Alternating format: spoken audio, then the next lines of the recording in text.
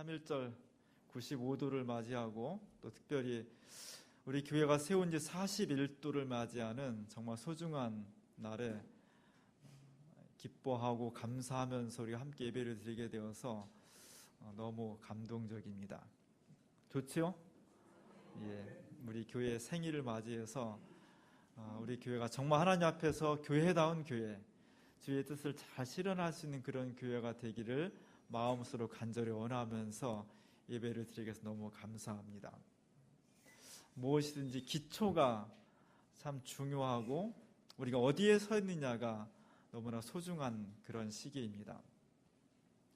서양 역사에서 13세기에는 서양 나라들이 굉장히 풍성한 그런 사회였습니다. 일단 전쟁이 별로 없었고 천재지변이 별로 없었습니다. 그리고 질병이나 이런 것들이 별로 없었고 그 대신에 생산력이 급속도로 발전을 했습니다. 상업도 발전했습니다. 그러면서 그 13세기에 살았던 유럽의 사람들은 이전보다 훨씬 풍요로운 사회를 살게 됐습니다. 먹을 것도 많고 집도 건강하고 큰 일이 없으니까 이렇게 크신 은총을 주신 하나님 앞에 우리가 어떻게 보답할 수 있을까? 그 당시 할 수 있는 일은 큰 교회를 지어서 아름다운 성전을 하나님 앞에 봉헌을 하자. 그것이 그 당시의 유행이었습니다. 그래서 13세기에 고딕 양식의 높은 건물, 웅장하고 화려한 성당들이 유럽 전역에 파리나 쾰른이나 영국 이런 데 많이 지어지게 됩니다. 근데 그 사람들이 성당을 지을 때 보면은 제일 중요시하게 생각한 것이 기초를 튼튼히 쌓는 것이었습니다. 지금은 굴삭기가 있고 기중기도 있고 기계가 많이 발달했지만 옛날엔 그렇지 않았거든요. 그래서 거대한 높이의 석조 건물을 세우려면 기초를 튼튼히 해서 깊이 땅을 파고 들어가면서 성전을 지었습니다. 13세기 전 성전의 기초 부분을 보면 수많은 사람들이 땅을 깊이 파들어가고 거기에 돌을 쌓아놓게 됩니다. 보통 7m, 8m를 땅을 파고 들어가는데 우리도 지금 7, 8m 타고 들어가는 게 쉽지 않거든요. 근데 700년, 800년 전에 점으로 보이는 사람들이 사람들인데 저렇게 간이 판마기를 설치하고 땅을 파고 흙을 건져내고 이렇게 하면서 거대한 기초를 쌓습니다. 저기에 많은 시간을 들입니다. 왜냐하면 저 기초가 튼튼하지 못하면 그 위에 아무리 높고 화려한 건물을 쌓아봤자 그것은 쉽게 무너질 것이기 때문입니다. 그래서 그 당시 사람들은 교회 하나 지으려면 보통 100년을 계획을 세웠습니다. 그래서 처음에 건축을 하던 사람들이 내 죽기 전에 건축을 끝마치는 것이 아니라 그 아들이 건축을 끝마치고 성직자도 여러 번 바뀌고 시장도 여러 번 바뀌고 그렇게 계획을 세워서 기초를 튼튼히 했습니다. 그런 건물을 지었기 때문에 지금 700년, 800년이 지난 다음에 지금 가도 세계 수많은 사람들이 그 건물을 들어가서 구경하고 그곳에서 하나님의 영광을 드러내는 놀라운 역사를 경험하게 되는 겁니다. 건물은 기초가 중요한 겁니다. 기초가 튼튼해야만 그것이 오래가고 강건해서 어떠한 시련과 어려움 속에서도 든든히 서갈 수가 있는 겁니다. 오늘 한국교회가 위기를 당하고 있습니다.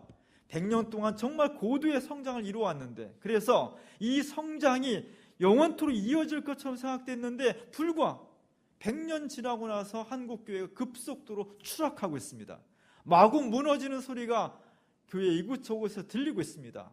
왜 그러냐? 세상이 변했다, 사람이 믿음이 없다, 시대가 악하다.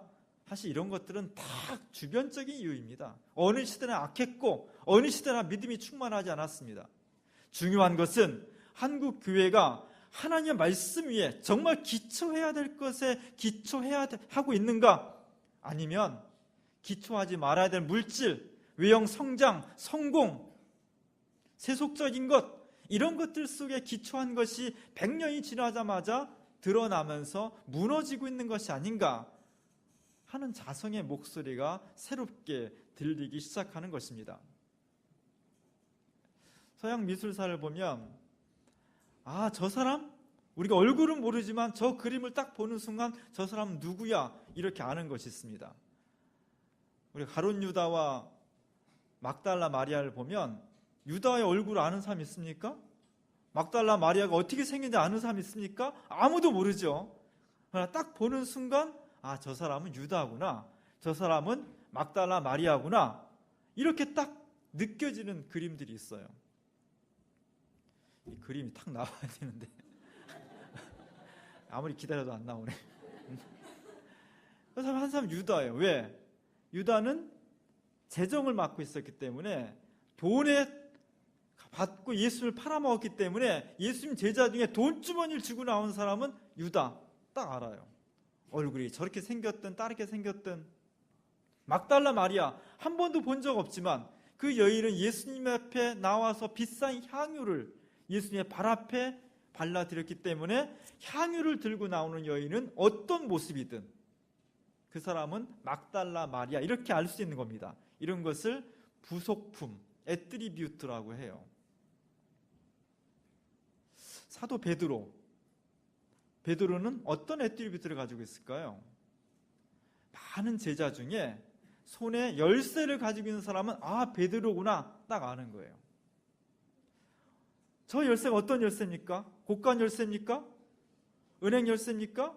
그거와는 비교할 수 없는 천국의 문을 닫고 여는 열쇠예요. 베드로가 탁 열면 닫혔던 천국의 문이 열리고 베드로가 닫아버리면 천국의 문이 닫혀버리는 거예요. 교회의 문을 열고 교회를 열 수 있는 구원의 열쇠를 베드로가 쥐고 있다는 거예요. 너무 부럽지 않아요? 우리가 저런 축복을 받았으면 좋겠습니다. 우리가 저런 은총의 사도들이 됐으면 좋겠습니다. 어떻게 해서 사도 베드로는 다른 수많은 축복 가운데에서 정말 근본적인 너무나 부러운 저런 축복을 받은 것일까? 오늘 본문에 그 이야기가 기록되어 있는 겁니다. 예수님께서 가이사랴 빌립보 시험을 지나면서 사람들에게 묻습니다. 제자들아, 사람들이 나를 누구라고 하느냐? 예수님 정말 위대한 세례 요한 같은 분이라고 합니다. 어떤 사람은 엘리야라고 합니다. 어떤 사람은 예언자라고 합니다. 세상 사람들이 추앙할 수 있는 모든 추앙을 예수님 앞에 드렸습니다. 그런데 예수님이 흡족하지 않았습니다. 그래서 제자들에게 묻습니다. 너희는 나를 누구라고 하느냐? 그때 베드로가 손을 번쩍 들고 예수님은 그리스도이십니다. 예수님은 이 세상을 구원하실 구세주이십니다. 예수님은 하나님의 아들이십니다. 예수님은 그리스도요, 구세주요, 하나님의 아들이십니다. 한 문장으로 대답했어요. 이 한 문장의 고백 속에 예수님께서 너는 반석이다. 이 반석 위에 내가 나의 교회를 세울 것이다. 너에게 천국의 열쇠를 줄 것이다. 이 놀라운 선언하십니다. 그 이후로 이 세상의 모든 2000년 동안의 교회는 바로 저 베드로의 고백 위에 세워졌다는 겁니다. 예수는 그리스도요, 하나님의 아들이요, 구세주다. 이걸 그리스어로, 이 당시 그리스어로 성경에 쓰여졌거든요. 그리스어로 이 단어들을 한 글자씩, 맨 앞 글자씩 이니셜을 따서 딱 만들면 익수스란 말이 돼요. 익수스란 말은 그리스어로 물고기란 뜻입니다. 그래서 지금은 우리가 예수 믿는다고 아무도 핍박 안 하지만 2000년 전에 로마 시대에서 예수를 믿는다는 것은 목숨을 거는 행위였습니다. 내가 예수를 믿는다는 것을 함부로 표현할 수가 없었습니다. 그래서 예수 믿는 사람끼리 서로 암호를 정했어요. 물고기를 딱 그리면 나는 예수 믿는 사람입니다. 목숨을 걸고 내가 예수를 선언하고 증언한 사람입니다. 그런 표시였습니다. 물고기가.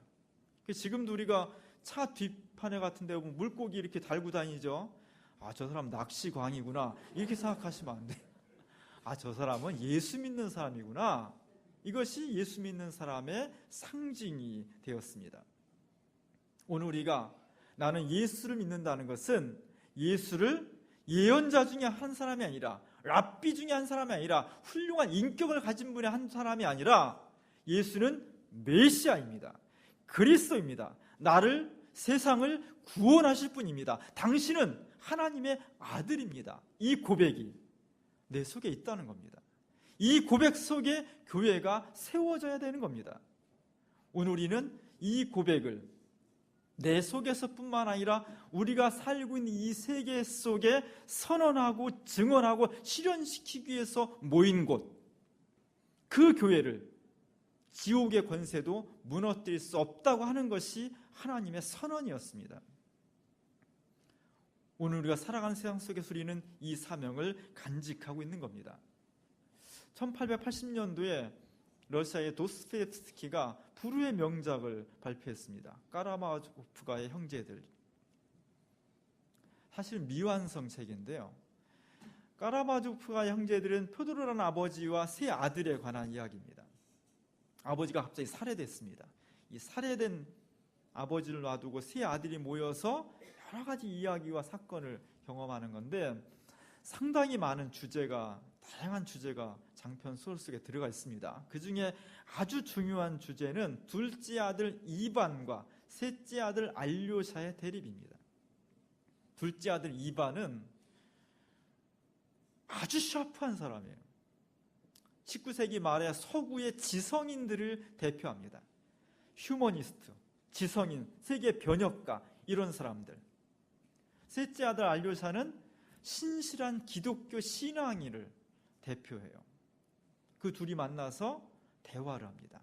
이반이 알료샤한테 이렇게 말합니다. 알료샤, 너는 세상이 하나님에 의해서 이루어졌다고 생각하지? 천만에 세상은 달리 구성이 돼 있어. 내가 러시아 전역을 돌아다녀 보니까 나는 수많은 이야기를 경험하고 들었는데 내가 한번 들어볼게. 수첩에다가 세계가 어떻게 부조리한지를 아주 깨알같이 적어놓은 거예요. 어떤 동네에 8살짜리 꼬마가 있었는데 얘가 돌 던지며 놀다가 지나가는 그 동네 장군이 기른 사냥개에 발을 맞췄어. 그래서 그 사냥개가 조금 발을 다쳤어. 그랬더니 그 소식을 듣고 장군이 이 8살짜리 꼬마애를 잡아다가 감옥에 가둬버렸어. 그리고 사냥을 떠나는 날 온 집안 식구와 농노들을 다 불러 모으고 이 아이의 엄마까지 불러 모은 상태에서 이 아이를 감옥에서 빨개 벗고 꺼내놔가지고 사냥개들한테 이 아이를 물어뜯어 죽여버리게 했어. 어떤 사람들은 터키인들이 불가리아를 침략했는데 아이 엄마부터 아이를 뺏어가지고 그 아이를 공중에 높이 던진 다음에 총검으로 그 아이를 받았어. 뭐 이런 이야기들을 빼곡하게 적어놓은 거예요. 이 아이들이 무슨 죄가 있지? 어른이라고 하면 죄를 지어서 그런 벌을 받았다고 하지만 이 어린아이가 무슨 죄가 있는 거지? 이 세상은 이처럼 죄 없는 어린아이들의 눈물, 고통, 아픔으로 점철되어 있는 거야. 세계의 표피로부터 세계의 중심부에 이르기까지 이 세계는 어린아이들의 눈물과 고통 위에 세워져 있는 건물과 같아. 이것은 단지 이반의 항변이 아니라 그 당시 서구 유럽 지성인들의 기독교에 대한 비판이었습니다. 그리고 오늘날 21세기의 한국 지성인들이 교회를 향해서 이런 비판을 하고 있는 겁니다. 뭘 하고 있냐는 겁니다. 이렇게 억울한 눈물들이, 억울한 고통들이, 한없이 쓰러져가는 사람들이 이렇게 고통을 당하고 있는데 하나님이 살아계시다면 이들이 정의를 세워야 되고 이들의 눈물을 닦아줘야 되고 이들이 행복하게 살아야 되는 거 아니냐라고 교회를 향해서 추궁하는 겁니다. 너희는 뭘 하고 있냐고. 건물을 크게 세우고 사람을 많이 모으고 헌금을 많이 모으면 그것으로 되냐고. 그걸 가지고 뭘 사용하냐고, 뭘 하고 있느냐고. 이렇게 우리가 항변하고 있는 겁니다. 우리는 이러한 지성인들, 휴머니스트의 항변에 대해서 깊이 있게 경청해야 됩니다. 왜 교회가 비판을 받고 있는지, 왜 이반이 기독교를 대표하고 있는 알류샤에게 이런 뜨거운 소리를 하고 있는지 100년 전인 러시아나 지금 한국 사회나 이 얘기를 깊이 있게 경청을 해야 됩니다. 알류샤는 형의 얘기를 눈물을 흘리면서 아무 말 없이 듣습니다. 그리고 마지막 딱 한마디 합니다. 형 얘기가 다 맞아. 근데 딱 한 가지, 이 세계는 신 없이, 하나님 없이 그냥 고난당하는 사람들이 위에 세워진 건축이 아니라 무고한, 아무런 죄도 없지만 십자가를 달려 돌아가신 예수 그리스도의 죽음과 고난 위에 세워진 건물이 이 세계야. 여기서 딱 나눠지는 거죠. 인간 중심적인 세계관, 하나님 중심적인 세계관, 모두가 선을 추구하지만 신 없이 살고자 하는 세계와 신 있이 살고자 하는 세계관이 대충돌을 하는 겁니다. 이 싸움이, 이 대결이 아주 오래전부터 그리고 앞으로도 계속해서 우리의 인간의 내면과 사람들 사이와 세계 구조 속에서 끊임없이 진행될 싸움입니다. 이 거대한 투쟁을, 세계관적 투쟁을 도스토옙스키가 책에서 소설로 그리고 있습니다. 주민교회는 왜 세워졌는가? 41년 전에 주민교회가 이곳에 세워졌습니다. 주민교회의 부속품은 무엇입니까? 주민교회는 딱 떠오르는 애트리뷰트가 무엇입니까? 저도 주민교회 이름은 많이 들었지만 실제 온 곳은 3개월 됐죠. 그 전에 주민교회 그러면 뭔가 일반적인 교회하고 좀 다른 교회, 교인들도 생긴 게 다른 게 생긴 것 같고 뭔가 독특한 그런 느낌이 드는 그런 교회였습니다. 그렇습니다. 주민교회는 이 땅에 있는 99%의 교회가 자기와 자기 교회만이라는 울타리 속에 갇혀 있을 때 그리스도의 복음이 교회와 자신을 넘어서 이웃과 사회와 역사를 새롭게 변혁시켜 나가는, 하나님 나라의 복음으로 사회 구조를 개혁시켜 나가는 그런 교회라는 독특성을 가지고 있는 겁니다. 그것이 주민교회의 생명이고 상징이 되겠습니다. 그것이 처음에는 빈민운동을 시작을 했고, 그 시대가 달라졌을 때는 민주화와 인권운동으로 나타났고, 그 다음에는 평화통일 선교로 발전했고, 지금은 함께 더불어가는 생명공동체 운동으로 그 시대의 강조점을 따라서 변화했을지 모르지만 중심적인 것은 복음이 개인과 교회에 갇혀있는 것이 아니라 교회의 울타리를 넘어서 우리가 살고 있는 사회의 구석구석의 제도와 문화와 인간의 의식 속에 확산되고 실현될 수 있기를 원하는 것, 그것이 주민교회의 정체성이라고 저는 보고 있습니다. 특별히 우리가 3월 1일 날 창립주의를 지킨다는 것은 대단히 또 의미가 있는 겁니다. 3.1운동은 어떻습니까? 나라가 망했을 때, 그 일제의 총검 앞에서 아무도 항거하지 못했을 때 이 땅의 남녀노소 지역과 종교를 떠나서 모든 백성들이 길거리에 나와서 함께 대한독립 만세를 불렀습니다. 그 거룩한 대열에 그 당시 기독교 교회가 중요한 역할을 했다는 거예요. 각 거점이 되었고 모임의 장소가 되었고 네트워크를 만들고 그 당시 교회 1%도 안 됐습니다. 그러나 그 시대의 사람들은 교회에 가면 뭔가 새로운 역사를, 이 암울한 시대를 극복할 수 있는 가능성과 희망을 건질 수 있다고 기대하고 있었다는 것. 지금 사회는 한국 교회를 기대하지 않습니다. 오히려 걱정합니다. 이것이 교회의 타락이에요. 위기입니다. 1919년도에 한국 교회는 이 시대의 등불이었고 새로운 세계를 만들어갈 수 있는 희망이었습니다. 교회는 열심히 참여했습니다. 그 대가는 참혹한 것이었습니다. 제합립교회가 불타서 23명인가가 참혹하게 죽었고, 저렇게 많은 사람들이 총살을 당했고, 더 끔찍한 사람들은 작두에 목을 잘려서 일제로부터 죽임을 당했습니다. 오늘 우리가 3.1절을 주민교회의 창립기념주일로 지킨다는 것은 그 전통, 한국 교회가 역사 속에서 그리스도의 뜻을 펼치고자 했던 그 전통을 우리가 살아가는 동안에 계속 이어가겠다는 다짐입니다. 그래서 어제 우리는 3.1절 95돌과 그리고 3.1 구국선언 38주년을 기념하는 행사를 서대문 형무소에서 했습니다. 행사 끝나고 우리가 한 50명 참여했습니다. 저 관계자들이 너무너무 고마워했습니다. 50명 정도 참여했죠. 그리고 후원금도 냈죠. 미리 가서 다 안내해주고, 우리 청년들은 그 풍선 막 만들어가지고 점매서 나누자고 다 손이 부르터서 너무 고생을 했습니다. 왜 그럽니까? 저 3.1 구국선언에 우리 이해학 목사님하고 우리 교인들하고 저 성명서를 하나 아무도 그것을 나르지 않을 때 그걸 나르려고 하다가 감옥을 갔고, 뭐 함석헌, 문익환, 김대중 뭐 이런 분들이 다 내라는 모죄로 막 걸리고, 저런 고난의 현장이 바로 그날이었습니다. 거기에 우리가 참여한다는 것은 그 전통을 우리 교회의 정체성의 중요한 부분으로 삼겠다는 의지요, 표시입니다. 이 전통이 우리 교회를 통해서 앞으로도 계속 펼쳐나갈 수 있길 바랍니다.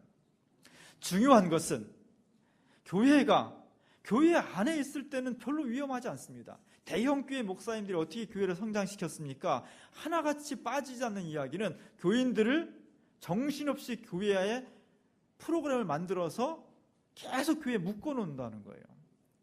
뭐 사회 동창회, 무슨 사회 시민단 이런 게 신경을 못 쓰도록 오직 교회에, 그 사람이 모일지는 모르지만 그 교회는 전혀 사회의 빛이 될 수 없는 반쪽짜리 교인이 되는 거죠. 우리는 그것을 넘어서고자 하는 겁니다. 교회 밖으로 나가서 그곳이 고난의 현장, 아픔의 현장, 어떤 역사 현장을 들어가서 그곳을 그리스도의 복음으로 새롭게 만들어가는 것. 문제는 우리가 나아가야 될 그 세상이 만만치 않다는 거죠. 비유하자면 호랑이랑 같아요. 호랑이. 귀엽습니까? 고양이 정도면 쉽게 해보겠는데 우리가 살아가는 세상이 만만치 않습니다. 호랑이가 200kg가 넘어요. 저 이빨로 한번 물리면요 다 죽어요. 들소도 죽고요. 세상은 우리가 원하는 이 세계의 구조와 인간의 역사가 하나님의 기초에 있다는 것, 예수 그리스도의 기초에 있다는 것을 우리가 전하고 싶은데 세상은 그것 없이 얼마나 촘촘한 논리로 체계로 구성되어 있는지 모릅니다. 오히려 세상이 우리 보고 아니야, 세상은 인간 중심으로 만들어져 있어, 너희가 잘못 보고 있는 거야, 이렇게 공격을 해오는 겁니다. 우리가 세상을 변화시켜야 되는데 거꾸로 세상이 우리를 변화시키려고 하는 공격이 있는 겁니다. 따라서 호랑이 같은 세상을 변화시키려면 호랑이 굴로 들어가야 되는데 우리가 철저히 이 신앙 고백 속에 기초해야 돼요. 이 고백이 있지 않으면, 이 고백이 정말 내 목숨을 걸 정도로 되어 있지 않으면, 그리고 그것을 훈련하지 않으면 호랑이를 잡으러 들어가는 것이 아니라 호랑이한테 딱 물려 죽는 거예요.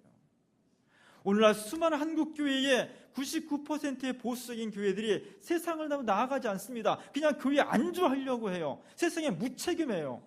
뭘 역사적이에요? 비사회적입니다. 1%의 진보적인 교회들은 세상을 향해서 나아가는데 준비를 안 하는 거예요.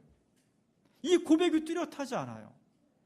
이 고백을 훈련하지 않습니다. 준비하지 않은 상황에서 호랑이 같은 세상을 만만하게 보다가 세상을 그리스도의 이름으로 변화시키는 것이 아니라 세상의 가치와 논리가 교회 안으로 침투해 들어오는 역현상이 발생하는 겁니다. 이게 또 하나의 위기가 되는 겁니다. 무엇을 하든지 어떻게 하든지 우리가 세상으로 나아가고자 할 때 세상을 변화시킨다면 그것이 우리가 해왔던 신협의 운동이든 생협의 운동이든 이주민 선교든 어린이 선교든 정치, 경제, 문화 모든 무엇을 하든지 간에 그것이 정말 그리스도의 이름으로 이것을 펼쳐나가려고 한다면 오늘 베드로가 했던 고백, 예수는 그리스도시요 구세주시요 하나님의 아들입니다라는 이 고백이 철저하게 우리 개인의 삶 속에, 우리 교회 공동체 속에 완전한 기초로 이루어져야 되는 겁니다. 그렇지 않으면 우리는 세상에 나아가서 오히려 세상으로부터 공격을 당하고 쓰러질 수밖에 없는 그런 연약한 사람들이라는 것을 직시해야 되는 겁니다. 오늘 우리가 41주년을 맞이하면서 제가 상징적인 그림으로 살바도르 달리의 십자가의 성 요한의 그리스도라는 그림을 선택했습니다. 1951년도에 달리가 저런 그림을 그렸어요. 대부분의 십자가의 그림은 대부분의 화가들이 예수님 높이 십자가 달린 예수님을 밑에서 위로 올려다보는 그림을 그립니다.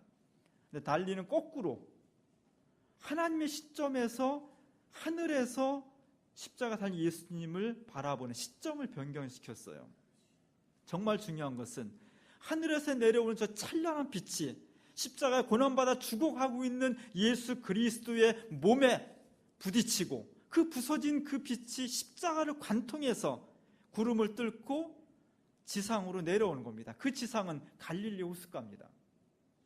고기 잡고 사랑하고 싸우고 질투하고 욕심 부리고 지지고 볶고 우리 일상이 이루어지는 곳, 그 일상이 어떻게 가능하냐? 그냥 이루어지는 것이 아니라는 거죠. 우리의 주장은 눈에 보이지 않지만 하나님께서 예수 그리스도의 십자가의 은총을 통해서 우리에게 생명의 빛을 비춰주시기 때문에 고기도 잡고 직장도 다니고 애도 낳고 건강하고 사람 관계도 맺고 이러면서 우리의 일상이 이루어지고 있다는 것, 그것이 우리가 선언하는 겁니다. 우리가 2014년도 교회 표어를 우리 총회와 함께 예수 그리스도의 빛 안에서 새로워지는 교회라고 정했습니다. 예수 그리스도의 빛 안에서 세상이 새로워질 수 있다는 겁니다. 인간의 지식과 능력 이런 것들이 소중하지만 그것으로서 인간과 세계가 변혁되어지는 것이 아니라 예수 그리스도의 생명의 빛, 십자가를 통해서 우리에게 주신 그 빛, 그 빛을 통해서 죽음이 물러가고 고난이 물러가고 새로운 생명과 역사가 탄생할 수 있다는 것, 우리는 그것을 믿는 사람들이에요. 이것이 약화됐을 때, 이것이 빠져버렸을 때 교회는 복음의 공동체가 아니라 하나의 친목단체, 시민단체로 전락해가는 겁니다. 41주년 교회 창립주의를 맞습니다. 우리가 생일 맞으면 내 인생이 어떤가 한번 돌아보게 되죠. 내 앞으로 인생을 어떻게 살까 이렇게 한번 고민하게 되죠. 교회의 생일은 교회 공동체 전체가 우리의 정체성을 다시 한번 되짚어보는 겁니다.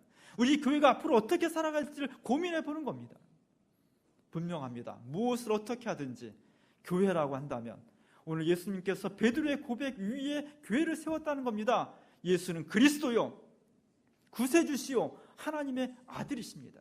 이 고백이 철저한 교회, 이 고백을 가지고 목숨을 거는 교회, 그 교회만이 자기를 넘어서 죄악으로, 욕심으로, 죽음으로 향하고 있는 세계를 그리스도의 모습으로 변혁할 수 있는 능력을 갖게 되는 겁니다. 41주년을 맞는 우리 주민교회가 이 교회의 기초 위에 분명히 설 수 있길 바랍니다. 이 복음의 능력으로 우리 자신이 변화되고 교회의 울타리를 넘어서 죽음으로 향하는 세상을 그리스도의 복음으로 변혁시켜 나갈 수 있는 하나님 나라의 일꾼들이 될 수 있길 바랍니다. 우리가 41년을 맞이해서 다시 그렇게 서고 새로운 전망을 갖는 은총의 창립 기념들이 될 수 있기를 주님의 이름으로 간절히 축원합니다. 기도하겠습니다. 은혜로우신 하나님, 교회의 41주년 생일을 맞이합니다. 지난 시간 동안 우리 지켜주시고 인도하신 은혜를 감사드리며 이 교회를 오늘까지 인도하도록 수많은 사람들의 헌신과 기도와 고생이 있었습니다.